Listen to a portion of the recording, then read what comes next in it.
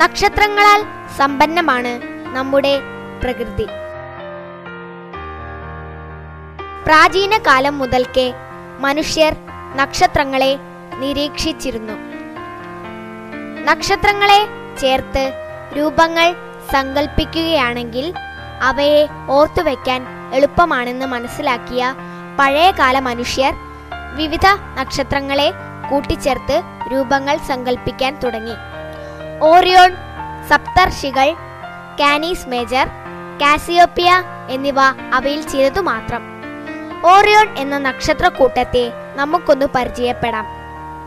ആകാശത്ത് നോക്കിയാൽ പെട്ടെന്ന് തിരിച്ചറിയാൻ കഴിയുന്ന ഈ നക്ഷത്രക്കൂട്ടത്തിന് ഒരു വേട്ടക്കാരന്റെ രൂപമാണ് നൽകിയിരിക്കുന്നത്.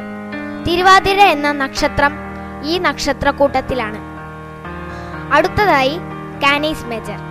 ഒരു പട്ടിയുടെ ആകൃതിയിലുള്ള ഈ നക്ഷത്രക്കൂട്ടത്തിലാണ് സൂര്യൻ കഴിഞ്ഞാൽ നമുക്ക് കാണാവുന്നതിൽ ഏറ്റവും തിളക്കമുള്ള സിറിയസ് എന്ന നക്ഷത്രം. ഇത് കാസിയോപ്പിയ. എം ആകൃതിയിലുള്ള ഈ നക്ഷത്രക്കൂട്ടത്തെ തിരിച്ചറിയാൻ വളരെ എളുപ്പമാണ്. സപ്തർഷികൾ. ജൂൺ മാസത്തിൽ രാത്രി 9 മണിയോടെ നേർവടക്ക് ചക്രവാളത്തിൽ നിന്ന് ഏകദേശം 45 ഡിഗ്രി ഉയരത്തിൽ കാണുന്ന 7 വലിയ നക്ഷത്രങ്ങളാണ് സപ്തർഷികൾ.